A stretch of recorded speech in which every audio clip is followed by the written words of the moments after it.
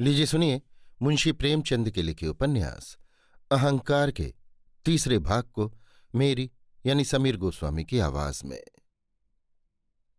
जब थायस ने पापनाशी के साथ भोजशाला में पदार्पण किया तो मेहमान लोग पहले ही से आ चुके थे। वो गद्देदार कुर्सियों पर तकिया लगाए एक अर्धचंद्राकार मेज के सामने बैठे हुए थे। मेज पर सोने चांदी के बर्तन जगमगा रहे थे। मेज के बीच में एक चांदी का थाल था जिसके चारों पायों की जगह 4 परियां बनी हुई थीं जो कराबों में से एक प्रकार का सिरका उड़ेल उड़ेल कर तली हुई मछलियों को उसमें तैरा रही थी। थायस के अंदर कदम रखते ही मेहमानों ने उच्च स्वर से उसकी अभ्यर्थना की। एक ने कहा, सूक्ष्म कलाओं की देवी को नमस्कार। दूसरा बोला, उस देवी को नमस्कार जो अपनी मुखाकृति से मन के समस्त भावों को प्रकट कर सकती है। तीसरा बोला, देवता और मनुष्यों की लाडली को सादर प्रणाम। चौथे ने कहा, उसको नमस्कार जिसकी सभी आकांक्षा करते हैं। पांचवां बोला, उसको नमस्कार जिसकी आंखों में विष है और उसका उतार भी। छठा बोला, स्वर्ग के मोती को नमस्कार। सातवां बोला, स्कंद्रिया के गुलाब को नमस्कार। थायस मन में झुंझला रही थी कि अभिवादनों का ये प्रवाह कब शांत होता है। जब लोग चुप हो गए तो उसने गृह स्वामी कोटा से कहा, लूशियस, मैं आज तुम्हारे पास एक मरुस्थल निवासी तपस्वी को लाई हूं जो धर्माश्रम का अध्यक्ष है। इसका नाम पापनाशी है। ये एक सिद्ध पुरुष है जिनके शब्द अग्नि की भांति उद्दीपक होते हैं। लूशियस और लियस कोटा ने, जो जल सेना का सेनापति था, खड़े होकर पापनाशी का सम्मान किया और बोला, ईसाई धर्म के अनुगामी संत पापनाशी का मैं हृदय से स्वागत करता हूं। मैं स्वयं उस मत का सम्मान करता हूं जो अब साम्राज्यव्यापी हो गया है। श्रद्धेय महाराज कॉन्स्टेंटाइन ने तुम्हारे सहधर्मियों को साम्राज्य के शुभेच्छकों की प्रथम श्रेणी में स्थान प्रदान किया है। लैटिन जाति की उदारता का कर्तव्य है कि वो तुम्हारे प्रभु मसीह को अपने देव मंदिर में प्रतिष्ठित करे। हमारे पुरुषों का कथन था कि प्रत्येक देवता में कुछ न कुछ अंश ईश्वर का अवश्य होता है, लेकिन ये इन बातों का समय नहीं है। आओ प्याले उठाएं और जीवन का सुख भोगें। इसके सिवा और सब मिथ्या है। वयोवृद्ध कोटा बड़ी गंभीरता से बोलते थे। उन्होंने आज एक नए प्रकार की नौका का नमूना सोचा था और अपने कॉर्थेज जाति के इतिहास का 6वां भाग समाप्त किया था। उन्हें संतोष था कि आज का दिन सफल हुआ, इसलिए वो बहुत प्रसन्न थे। एक क्षण के उपरांत वो पापनाशी से फिर बोले, संत पापनाशी, यहां तुम्हें कई सज्जन बैठे दिखाई दे रहे हैं जिनका सत्संग बड़े सौभाग्य से प्राप्त होता है। ये सरापीस मंदिर के अध्यक्ष हार्मोडोरस हैं। ये तीनों दर्शनों के ज्ञाता निमियास, डोरियन और ज़ेनो हैं। ये कवि कलिक्रांत हैं। ये दोनों युवक चेरिया और अरिस्टो पुराने मित्रों के पुत्र हैं और उनके निकट दोनों रमणियां फिलीना और ड्रोसिया हैं जिनकी रूप छवि पर हृदय मुग्ध हो जाता है। निसियास ने पापनाशी से आलिंगन किया और उनके कान में बोला, बंधुवर, मैंने तुम्हें पहले ही सचेत कर दिया था कि वीनस यानी श्रृंगार की देवी, यूनान के लोग शुक्र को वीनस कहते थे, बड़ी बलवती है। ये उसी की शक्ति है जो तुम्हें इच्छा न रहने पर भी यहां खींच लाई है। सुनो, तुम वीनस के आगे सिर न झुकाओगे, उसे सब देवताओं की माता न स्वीकार करोगे तो तुम्हारा पतन निश्चित है। तुम उसकी अवहेलना करके सुखी नहीं रह सकते। तुम्हें ज्ञात नहीं है कि गणित शास्त्र का उद्भट ज्ञाता मिलांथस का कथन था कि मैं वीनस की सहायता के बिना त्रिभुजों की व्याख्या भी नहीं कर सकता। डोरियन, जो कई पल तक इस नए आगंतुक की ओर ध्यान से देखता रहा था, सहसा तालियां बजाकर बोला, मित्र, ये वही महात्मा हैं। इनका चेहरा, इनकी दाढ़ी, इनके वस्त्र वही हैं। इसमें लेश मात्र भी संदेह नहीं। मेरी इनसे नाट्यशाला में भेंट हुई थी जब हमारी थायस अभिनय कर रही थी। मैं शर्त बंध कर कह सकता हूं कि इन्हें उस समय बड़ा क्रोध आ गया था और उस आवेश में इनके मुंह से उद्दंड शब्दों का प्रवाह सा आ गया था। ये धर्मात्मा पुरुष हैं, पर हम सबों को आड़े हाथों लेंगे। इनकी वाणी में बड़ा तेज और विलक्षण प्रतिभा है। यदि मार्कस ईसाइयों का प्लूटो है तो पापनाशी निस्संदेह डेमास्थीनिस है। किंतु फिलेना और ड्रोसिया की टकटकी थायस पर लगी हुई थी, मानो वे उसका भक्षण कर लेंगी। उसने अपने केशों में बनफशे के पीले पीले फूलों का हार गूंथा था, जिसका प्रत्येक फूल उसकी आंखों की और हल्की आभा की सूचना देता था। इस भांति के फूल तो उसकी कोमल चितवनों के सदृश्य थे, आंखें जगमगाते हुए फूलों के सदृश्य थीं। इस रमणी की छवि में यही विशेषता थी। उसकी देह पर प्रत्येक वस्तु खिल उठती थी, सजीव हो जाती थी। उसके चांदी के तारों से सजी हुई पेशबाज के पांचे फर्श पर लहराते थे। उसके हाथों में न कंगन थे न गले में हार। इस आभूषण विहीन छवि में ज्योत्सना की मिलान शोभा थी, एक मनोहर उदासी जो कृत्रिम बनाव संवार से अधिक चित्ताकर्षक होती है। उसके सौंदर्य का मुख्य आधार उसकी दो खुली हुई नर्म कोमल गोरी गोरी बाहें थीं।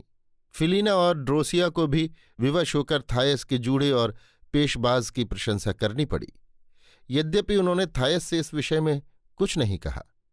फिलीना ने थायस से कहा, तुम्हारी रूप शोभा कितनी अद्भुत है। जब तुम पहले पहल स्कंद्रिया आई थी, उस समय भी तुम इससे अधिक सुंदर न रही होगी। मेरी माता को तुम्हारी उस समय की सूरत याद है। वो कहती हैं कि उस समय समस्त नगर में तुम्हारे जोड़ की एक भी रमणी न थी। तुम्हारा सौंदर्य अतुलनीय था। ड्रोसिया ने मुस्कुराकर कहा, तुम्हारे साथ ये कौन नया प्रेमी आया है? बड़ा विचित्र भयंकर रूप है। अगर हाथियों के चरवाहे होते हैं तो इस पुरुष की सूरत अवश्य उनसे मिलती होगी। सच बताना बहन, ये वन मानुष तुम्हें कहाँ मिल गया? क्या ये उन जंतुओं में तो नहीं है जो रसातल में रहते हैं और वहां के धूम्र प्रकाश से काले हो जाते हैं? लेकिन फिलीना ने ड्रोसिया के ओठों पर उंगली रख दी और बोली, चुप। प्रणय के रहस्य अभेद्य होते हैं और उनकी खोज करना वर्जित है। लेकिन मुझसे कोई पूछे, तुम इस अद्भुत मनुष्य के ओठों की अपेक्षा एटना के जलते हुए अग्नि प्रसारक मुख से चुंबित होना अधिक पसंद करूंगी। लेकिन बहन, इस विषय में तुम्हारा कोई वश नहीं। तुम देवियों की भांति रूप गुणशीला और कोमल हृदया हो, और देवियों ही की भांति तुम्हें छोटे बड़े भले बुरे सभी का मन रखना पड़ता है, सभी के आंसू पोंछने पड़ते हैं। हमारी तरह केवल सुंदर सुकुमारों ही की याचना स्वीकार करने से तुम्हारा ये लोक सम्मान कैसे होगा? थायस ने कहा, तुम दोनों जरा मुंह संभाल कर बातें करो। ये सिद्ध और चमत्कारी पुरुष हैं। कानों में कही हुई बातें ही नहीं, मनोगत विचारों को भी जान लेता है। कहीं उसे क्रोध आ गया तो सोते में हृदय को चीर निकालेगा और उसके स्थान पर एक स्पंज रख देगा। दूसरे दिन जब तुम पानी पियोगी तो दम घुटने से मर जाओगी। थायस ने देखा कि दोनों युवतियों के मुख वर्णहीन हो गए हैं, जैसे उड़ा हुआ रंग। तब वो उन्हें इसी दशा में छोड़कर पापनाशी के समीप एक कुर्सी पर जा बैठी।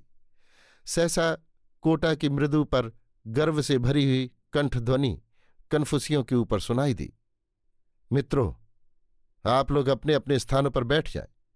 ओ गुलामों, वो शराब लाओ जिसमें शहद मिली है। तब भरा हुआ प्याला हाथ में लेकर वो बोला, पहले देवतुल्य सम्राट और साम्राज्य के कर्णधार सम्राट कॉन्स्टेंटाइन की शुभेच्छा का प्याला पियो। देश का स्थान सर्वोपरि है, देवताओं से भी उच्च, क्योंकि देवता भी इस उदर में अवतरित होते हैं। सब मेहमानों ने भरे हुए प्याले होठों से लगाए। केवल पापनाशी ने न पिया, क्योंकि कॉन्स्टेंटाइन ने ईसाई संप्रदाय पर अत्याचार किए थे। इसलिए भी कि ईसाई मत मर्तलोक में अपने स्वदेश का अस्तित्व नहीं मानता। डोरियन ने प्याला खाली करके कहा, देश का इतना सम्मान क्यों? देश है क्या? एक बहती हुई नदी, किनारे बदलते रहते हैं और जल में नित नई तरंगें उठती रहती हैं। जलसेना नायक ने उत्तर दिया, डोरियन, मुझे मालूम है कि तुम नागरिक विषयों की परवाह नहीं करते और तुम्हारा विचार है कि ज्ञानियों को इन वस्तुओं से अलग अलग रहना चाहिए। इसके प्रतिकूल मेरा विचार है कि एक सत्यवादी पुरुष के लिए सबसे महान इच्छा यही होनी चाहिए कि वो साम्राज्य में किसी पद पर अधिकृत हो। साम्राज्य एक महत्वशाली वस्तु है। देवालय के अध्यक्ष हार्मोडोरस ने उत्तर दिया, डोरियन महाशय ने जिज्ञासा की है कि स्वदेश क्या है। मेरा उत्तर है कि देवताओं की बलिवेदी और पितरों की समाधि स्तूप ही स्वदेशक पर्याय है। नागरिकता स्मृतियों और आशाओं के समावेश से उत्पन्न होती है। युवक एरिस्टोबुलस ने बात काटते हुए कहा, भाई, ईश्वर जानता है, आज मैंने एक सुंदर घोड़ा देखा। डेमोफून का था। उन्नत मस्तक है, छोटा मुंह और सुदृढ़ टांगें। ऐसा गर्दन उठाकर अलबेली चाल से चलता है जैसे मुर्गा। लेकिन चेरियास ने सिर हिलाकर शंका की। ऐसा अच्छा घोड़ा तो नहीं है अरिस्टोबुलस, जैसा तुम बतलाते हो। उसके सुम पतले हैं और गामचियां बहुत छोटी हैं। चाल का सच्चा नहीं, जल्द ही सुम लेने लगेगा। लंगड़े हो जाने का भय है। ये दोनों यही विवाद कर रहे थे कि ड्रोसिया ने जोर से चीत्कार किया। उसकी आंखों में पानी भर आया और वो जोर से खांस कर बोली, कुशल हुई, नहीं तो ये मछली का कांटा निकल गई थी। देखो सलाई के बराबर है और उससे भी कहीं तेज। वो तो कहो मैंने जल्दी से उंगली डालकर निकाल लिया। देवताओं की मुझ पर दया है, वो मुझे अवश्य प्यार करते हैं। निसियास ने मुस्कुराकर कहा, ड्रोसिया, तुमने क्या कहा कि देवगण तुम्हें प्यार करते हैं? तब तो वो मनुष्यों ही की भांति सुख दुख का अनुभव कर सकते होंगे। ये निर्विवाद है कि प्रेम से पीड़ित मनुष्यों को कष्ट का सामना अवश्य करना पड़ता है और उसके वशीभूत हो जाना मानसिक दुर्बलता का चिन्ह है। ड्रोसिया के प्रति देवगणों का जो प्रेम है, इससे उनकी दोषपूर्णता सिद्ध होती है। ड्रोसिया ये व्याख्या सुनकर बिगड़ गई और बोली, निसियास, तुम्हारा तर्क सर्वथा अनर्गल और तत्वहीन है, लेकिन ये तो तुम्हारा स्वभाव ही है। तुम बात तो समझते नहीं। ईश्वर ने इतनी बुद्धि ही नहीं दी और निरर्थक शब्दों में उत्तर देने की चेष्टा करते हो। निसियास मुस्कुराया, हाँ हाँ ड्रोसिया, बातें किए जाओ और चाहे वो गालियां ही क्यों न हो। जब जब तुम्हारा मुंह खुलता है हमारे नेत्र तृप्त हो जाते हैं। तुम्हारे दांतों की बत्ती सी कितनी सुंदर है, जैसे मोतियों की माला। इतने में एक वृद्ध पुरुष, जिसकी सूरत से विचारशीलता झलकती थी और जो वेश वस्त्र से बहुत सुव्यवस्थित न जान पड़ता था, मस्तक गर्व से उठाए मंद गति से चलता हुआ कमरे में आया। कोटा ने अपने ही गद्दे पर उसे बैठने का संकेत किया और बोला, यूक्राइटिस, तुम खूब आए। तुम्हें यहां देखकर चित्त बहुत प्रसन्न हुआ। इस मास में तुमने दर्शन पर कोई नया ग्रंथ लिखा? अगर मेरी गणना गलत नहीं है तो ये इस विषय का 92वां निबंध है जो तुम्हारी लेखनी से निकला है। तुम्हारे नरकट की कलम में बड़ी प्रतिभा है। तुमने यूनान को भी मात कर दिया। यूक्राइटिस ने अपनी श्वेत दाढ़ी पर हाथ फेर कर कहा, बुलबुल का जन्म गाने के लिए हुआ है, मेरा जन्म देवताओं की स्तुति के लिए। मेरे जीवन का यही उद्देश्य है। डोरियन, हम यूक्राइटिस को बड़े आदर के साथ नमस्कार करते हैं, जो विरागवादियों में अब अकेले ही बच रहे हैं। हमारे बीच में वो किसी पुरुष की प्रतिभा की भांति गंभीर प्रौढ़ श्वेत खड़े हैं। उनके लिए मेला भी निर्जन शांत स्थान है और उनके मुख से जो शब्द निकलते हैं वो किसी के कानों में नहीं पड़ते। यूक्राइटिस, डोरियन, ये तुम्हारा भ्रम है। सत्य विवेचन अभी संसार से लुप्त नहीं हुआ है। इस्कंद्रिया, रोम, कुस्तुंतुनिया आदि स्थानों में मेरे कितने ही अनुयायी हैं। गुलामों की एक बड़ी संख्या और कैसर के कई भतीजों ने अभी अनुभव कर लिया है कि इंद्रियों को क्यों कर दमन किया जा सकता है, स्वच्छंद जीवन कैसे उपलब्ध हो सकता है। वो सांसारिक विषयों से निर्लिप्त रहते हैं और असीम आनंद उठाते हैं। उनमें से कई मनुष्यों ने अपने सत्कर्मों द्वारा एपिक्टिटस और मार्कस और लियस का पुनर्संस्कार कर दिया है। लेकिन अगर यही सत्य हो कि संसार से सत्कर्म सदैव के लिए उठ गया, तो इस क्षति से मेरे आनंद में क्या बाधा हो सकती है, क्योंकि मुझे इसकी परवाह नहीं है कि संसार में सत्कर्म है या उठ गया। डोरियन, अपने आनंद को अपने अधीन न रखना मूर्खों और मंद बुद्धि वालों का काम है। मुझे ऐसी किसी वस्तु की इच्छा नहीं है जो देवताओं की इच्छा के अनुकूल न हो, और उन सभी वस्तुओं की इच्छा है जो विधाता की इच्छा के अनुकूल है। इस विधि से मैं अपने को उनसे अभिन्न बना लेता हूं और उनके निर्भ्रांत संतोष में सहभागी हो जाता हूं। अगर सत्कर्मों का पतन हो रहा है तो हो, मैं प्रसन्न हूं, मुझे कोई आपत्ति नहीं। ये निरापत्ति मेरे चित्त को आनंद से भर देती है, क्योंकि ये मेरे तर्क या साहस की परमोज्ज्वल कीर्ति है। प्रत्येक विषय में मेरी बुद्धि देव बुद्धि का अनुसरण करती है और नकल असल से कहीं मूल्यवान होती है। वह विश्रांत सदचिंता और सदुद्योग का फल होती है। निसियास, आपका आशय समझ गया। आप अपने को ईश्वरीय इच्छा के अनुरूप बनाते हैं, लेकिन अगर उद्योग ही से सब कुछ हो सकता है, अगर लगन ही मनुष्य को ईश्वर तुल्य बना सकती है और साधनों से ही आत्मा परमात्मा में विलीन होता है, तो उस मेंढक ने जो अपने को भुलाकर बैल बना लेना चाहता था, निस्संदेह वैराग्य का सर्वश्रेष्ठ सिद्धांत चरितार्थ कर दिया। यूक्राइटिस, निस्यास, तुम मस्खरापन करते हो। इसके सिवा तुम्हें और कुछ नहीं आता। लेकिन जैसा तुम कहते हो वही सही। अगर वो बैल जिसका तुमने उल्लेख किया है वास्तव में एपिस की भांति देवता है, या उस पाताल लोक के बैल के सदृश्य है जिसके मंदिर के अध्यक्ष को हम यहां बैठे हुए देख रहे हैं, और उस मेंढक ने सदप्रेरणा से अपने को उस बैल के समतुल्य बना लिया, तो क्या वो बैल से अधिक श्रेष्ठ नहीं है? ये संभव है कि तुम उस नन्हे से पशु के साहस और पराक्रम की प्रशंसा न करो। 4 सेवकों ने एक जंगली सुअर, जिसके अभी तक बाल भी अलग नहीं किए गए थे, लाकर मेज पर रखा। 4 छोटे छोटे सुअर जो मैदे के बने हुए थे, मानो उसका दूध पीने के लिए उत्सुक हैं। इससे प्रकट होता था कि सुअर मादा है। ज़ेनोथेमीज ने पापनाशी की ओर देखकर कहा, मित्रों, हमारी सभा को आज एक नए मेहमान ने अपने चरणों से पवित्र किया है। श्रद्धेय संत पापनाशी, जो मरुस्थल में एकांत निवास और तपस्या करते हैं, आज संयोग से हमारे मेहमान हो गए हैं। कोटा, मित्र ज़ेनोथेमीज, इतना और बढ़ा दो कि उन्होंने बिना निमंत्रित हुए ये कृपा की है, इसलिए उन्हीं को सम्मान पद की शोभा बढ़ानी चाहिए। ज़ेनोथेमीज, इसलिए मित्रवरो, हमारा कर्तव्य है कि उनके सम्मानार्थ वही बातें करें जो उनको रुचिकर हों। ये तो स्पष्ट है कि ऐसा त्यागी पुरुष मसालों के गंध को उतना रुचिकर नहीं समझता जितना पवित्र विचारों के सुगंध को। इसमें कोई संदेह नहीं है कि जितना आनंद उन्हें ईसाई धर्म सिद्धांतों के विवेचन से प्राप्त होगा, जिनके वो अनुयायी हैं, उतना और किसी विषय से नहीं हो सकता।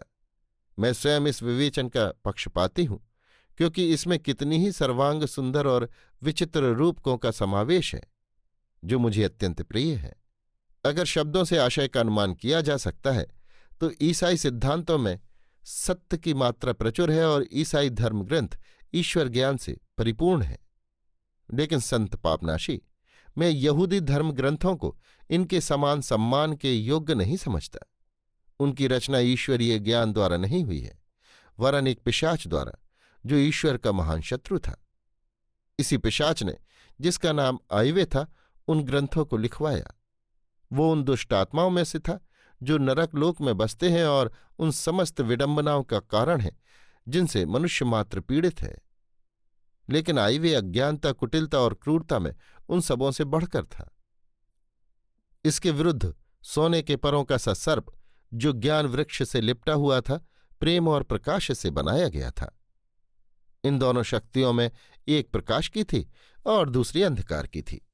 विरोध होना अनिवार्य था। ये घटना संसार की सृष्टि के थोड़े ही दिनों पश्चात घटी। दोनों विरोधी शक्तियों में युद्ध छिड़ गया। ईश्वर अभी अपने कठिन परिश्रम के बाद विश्राम न करने पाए थे। आदम और हव्वा, आदि पुरुष आदि स्त्री, अदन के बाग में नंगे घूमते और आनंद से जीवन व्यतीत कर रहे थे। इतने में दुर्भाग्य से आइवे को सूझी कि इन दोनों प्राणियों पर और उनकी आने वाली संतानों पर आधिपत्य जमाऊं। तुरंत अपनी दुरिच्छा को पूरा करने का प्रयत्न वो करने लगा। वो न गणित में कुशल था, न संगीत में, न उस शास्त्र से परिचित था जो राज्य का संचालन करता है, न उस ललित कला से जो चित्त को मुग्ध करती है। उसने इन दोनों सरल बालकों सी बुद्धि रखने वाले प्राणियों को भयंकर पिशाच लीलाओं से, शंकोत्पादक क्रोध से और मेघ गर्जनों से भयभीत कर दिया। आदम और हव्वा अपने ऊपर उसकी छाया का अनुभव करके एक दूसरे से चिमट गए और भय ने उनके प्रेम को और भी घनिष्ठ कर दिया। इस समय इस विराट संसार में कोई उनकी रक्षा करने वाला न था।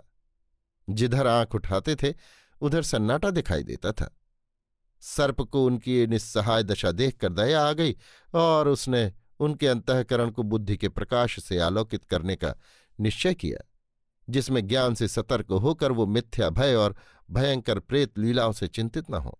किंतु इस कार्य को सुचारू रूप से पूरा करने के लिए बड़ी सावधानी और बुद्धिमत्ता की आवश्यकता थी, और पूर्व दंपति की सरल हृदयता ने इसे और भी कठिन बना दिया।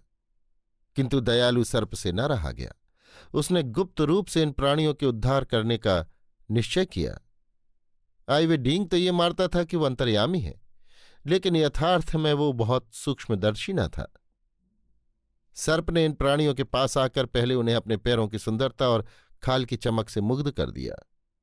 देह से भिन्न भिन्न आकार बनाकर उसने उनकी विचार शक्ति को जागृत कर दिया।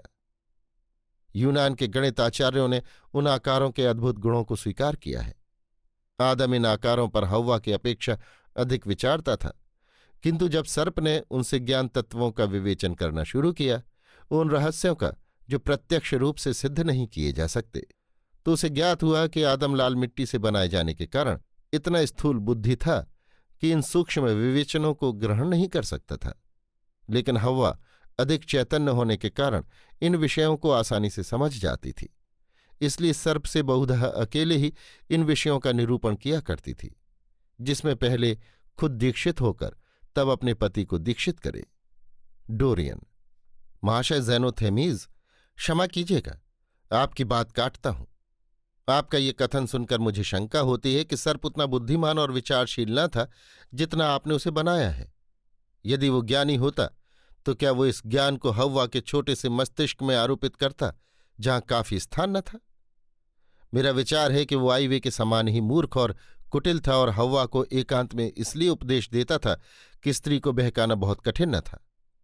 आदमी अधिक चतुर और अनुभवशील होने के कारण उसकी बुरी नीयत को ताड़ लेता, वहां उसकी दाल न गलती। इसलिए मैं सर्प की साधुता का कायल हूं, ना कि उसकी बुद्धिमत्ता का। ज़ेनोथेमीज: डोरियन, तुम्हारी शंका निर्मूल है। तुम्हें ये नहीं मालूम कि जीवन और मृत्यु से सर्वोच्च और गूढ़तम रहस्य बुद्धि और अनुमान द्वारा ग्रहण नहीं किए जा सकते, बल्कि अंतर्ज्योति द्वारा किए जाते हैं। यही कारण है कि स्त्रियां, जो पुरुषों की भांति सहनशील नहीं होती हैं, पर जिनकी चेतना शक्ति अधिक तीव्र होती है, ईश्वर विषयों को आसानी से समझ जाती हैं। स्त्रियों को सद्स्वप्न दिखाई देते हैं, पुरुषों को नहीं। स्त्री का पुत्र या पति दूर देश में किसी संकट में पड़ जाए तो स्त्री को तुरंत उसकी शंका हो जाती है। देवताओं का वस्त्र स्त्रियों का सा होता है, क्या इसका कोई आशय नहीं है? इसलिए सर्प की ये दूरदर्शिता थी कि उसने ज्ञान का प्रकाश डालने के लिए मंद बुद्धि आदम को नहीं, बल्कि चैतन्यशीला हव्वा को पसंद किया, जो नक्षत्रों से उज्ज्वल और दूध से स्निग्ध थी। हव्वा ने सर्प के उपदेश को सहर्ष सुना और ज्ञान वृत्त के समीप जाने पर तैयार हो गई, जिसकी शाखाएं स्वर्ग तक सिर उठाए हुए थीं और जो ईश्वरीय दया से इस भांति आच्छादित था मानो ओस की बूंदों में नहाया हुआ हो। इस वृक्ष की पत्तियां समस्त संसार के प्राणियों की बोलियां बोलती थीं और उनके शब्दों के सम्मिश्रण से अत्यंत मधुर संगीत की ध्वनि निकलती थी। जो प्राणी इसका फल खाता था उसे खनिज पदार्थों का, पत्थरों का, वनस्पतियों का, प्राकृतिक और नैतिक नियमों का संपूर्ण ज्ञान प्राप्त हो जाता था, लेकिन इसके फल अग्नि के समान थे और संशयात्मा भीरू प्राणी भयवश उसे अपने ओठों पर रखने का साहस न कर सकते थे। पर हव्वा ने तो सर्प के उपदेशों को बड़े ध्यान से सुना था, इसलिए उसने इन निर्मूल शंकाओं को तुच्छ समझा और उस फल को चखने पर उद्यत हो गई जिससे ईश्वर ज्ञान प्राप्त हो जाता था। लेकिन आदम के प्रेम सूत्र में बंधे होने के कारण उसे ये कब स्वीकार हो सकता था कि उसका पति उससे हीन दशा में रहे, अज्ञान के अंधकार में पड़ा रहे?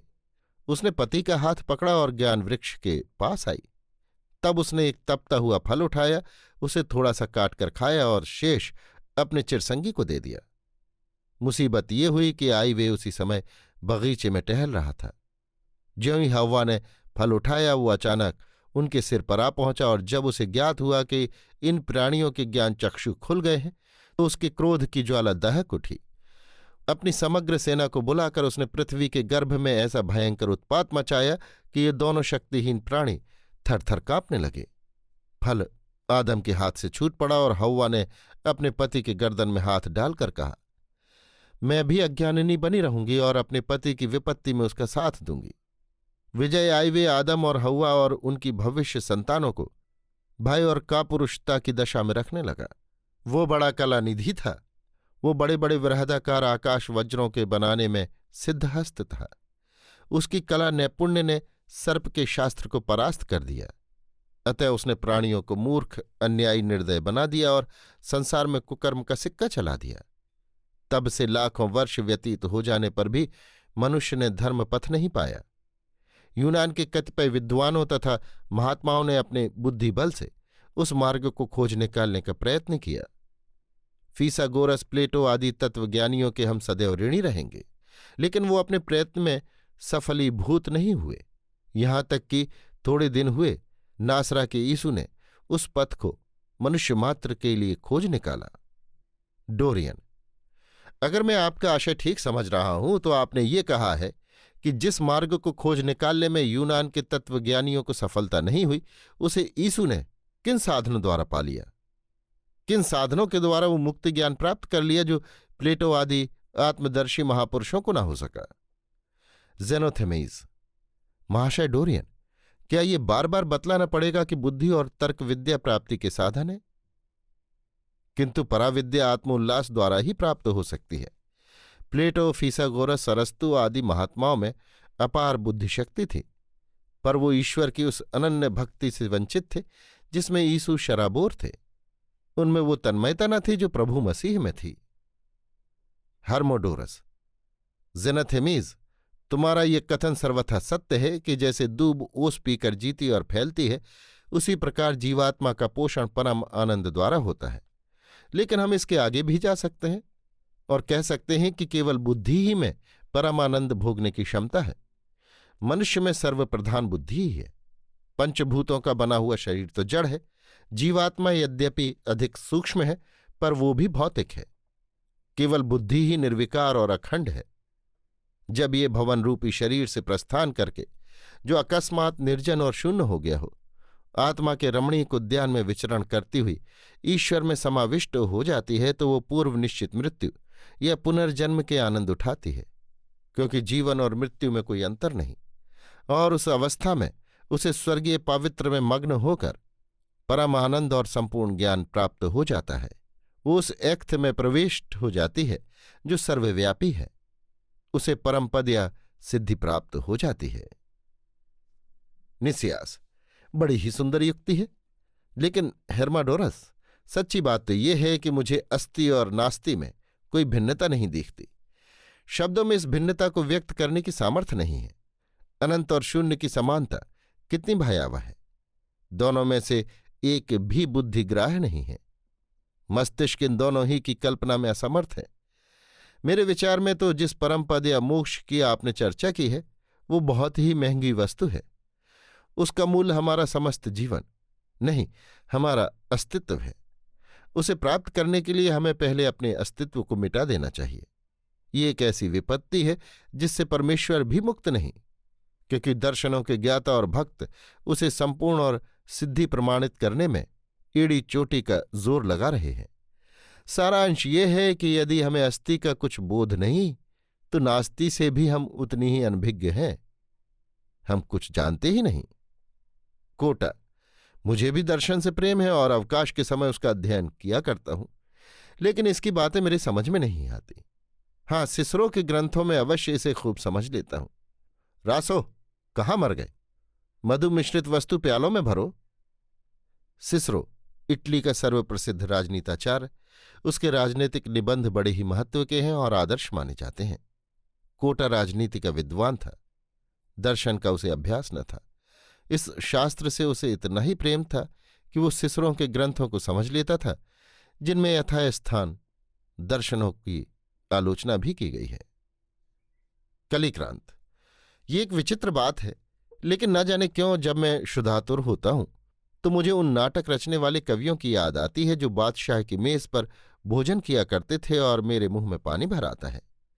लेकिन जब मैं वो सुधारस पान करके तृप्त हो जाता हूं, जिसकी महाशय कोटा के यहाँ कोई कमी नहीं मालूम होती और जिसके पिलाने में वो इतने उदार हैं, तो मेरी कल्पना वीर रस में मग्न हो जाती है। योद्धाओं के वीर चरित्र आंखों में फिरने लगते हैं। घोड़ों के टापों और तलवारों के झंकारों की ध्वनि कान में आने लगती है। मुझे लज्जा और खेद है कि मेरा जन्म ऐसे अधोगति के समय हुआ। विवश होकर मैं भावना के ही द्वारा उस रस का आनंद उठाता हूं, स्वाधीनता देवी की आराधना करता हूं और वीरों के साथ स्वयं वीर गति प्राप्त कर लेता हूं।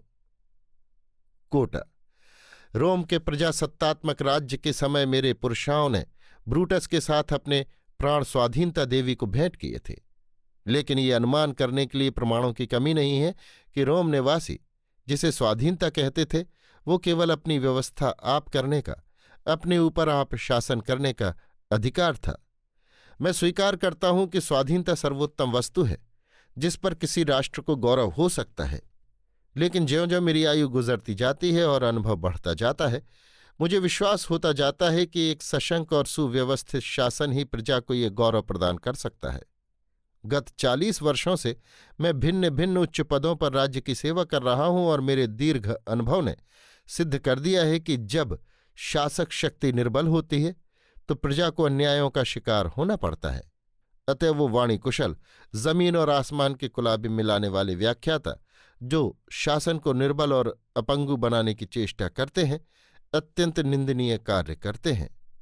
एक स्वेच्छाचारी शासक जो अपनी ही इच्छा के अनुसार राज्य का संचालन करता है, संभवतः कभी कभी प्रजा को घोर संकट में डाल देता है, लेकिन अगर वो प्रजामत के अनुसार शासन करता है तो फिर उसके विष का मंत्र नहीं, वो ऐसा रोग है जिसकी औषधि नहीं। रोम राज्य के शस्त्र बल द्वारा संसार में शांति स्थापित होने से पहले वही राष्ट्र सुखी और समृद्ध थे जिनका अधिकार कुशल विचारशील स्वेच्छाचारी राजाओं के हाथ में था। हार्मोडोरस: महाशय कोटा, मेरा तो विचार है कि सुव्यवस्थित शासन पद्धति केवल एक कल्पित वस्तु है और हम उसे प्राप्त करने में सफल नहीं हो सकते, क्योंकि यूनान के लोग भी, जो सभी विषयों में इतने निपुण और दक्ष थे, निर्दोष शासन प्रणाली का आविर्भाव न कर सके। अतएव इस विषय में हमें सफल होने की कोई आशा भी नहीं। हम अनतिदूर भविष्य में उसकी कल्पना नहीं कर सकते। निभ्रांत लक्षणों से प्रकट हो रहा है कि संसार शीघ्र ही मूर्खता और बर्बरता के अंधकार में मग्न हुआ चाहता है। कोटा, हमें अपने जीवन में इन्हीं आंखों से बड़ी बड़ी भयंकर दुर्घटनाएं देखनी पड़ी हैं। विद्या, बुद्धि और सदाचरण से जितनी मानसिक सांत्वनाएं उपलब्ध हो सकती हैं, उनमें अब जो शेष रह गया है वो यही है कि अधः पतन का शोक दृश्य देखें। कोटा: मित्रवर, ये सत्य है कि जनता की स्वार्थपरता और असभ्य म्लेच्छों की उद्दंडता नितांत भयंकर संभावनाएं हैं, लेकिन यदि हमारे पास सुदृढ़ सेना, सुसंगठित नाविक शक्ति और प्रचुर धन बल हो तो। हार्मोडोरस: वत्स, क्यों अपने को भ्रम में डालते हो? ये मरणासन्न साम्राज्य म्लेच्छों के पशुबल का सामना नहीं कर सकता। इनका पतन अब दूर नहीं है। वो नगर जिन्हें यूनान की विलक्षण बुद्धि या रोम निवासियों के अनुपम धैर्य ने निर्माण किया था, शीघ्र ही मदोन्मत्त नरपशुओं के पैरों तले रौंदे जाएंगे, लुटेंगे और ढाए जाएंगे। पृथ्वी पर न कला कौशल का चिन्ह रह जाएगा, न दर्शकों का, न विज्ञान का। देवताओं की मनोहर प्रतिमाएं देवालयों में तहस नहस कर दी जाएंगी। मानव हृदय में भी उनकी स्मृति न रहेगी। बुद्धि पर अंधकार छा जाएगा और ये भूमंडल उसी अंधकार में विलीन हो जाएगा। क्या हमें ये आशा हो सकती है कि मिलेच्छ जातियां संसार में सुबुद्धि और सुनीति का प्रसार करेंगी? क्या जर्मन जाति संगीत और विज्ञान की उपासना करेगी? क्या अरब के पशु अमर देवताओं का सम्मान करेंगे? कदापि नहीं। हम विनाश की ओर भयंकर गति से फिसलते चले जा रहे हैं। हमारा प्यारा मित्र, जो किसी समय संसार का जीवनदाता था, जो भूमंडल में प्रकाश फैलाता था, उसका समाधि स्तूप बन जाएगा। वो स्वयं अंधकार में लुप्त हो जाएगा। मृत्युदेव रासेपीज मानव भक्ति की अंतिम भेंट पाएगा और मैं अंतिम देवता का अंतिम पुजारी सिद्ध हूंगा।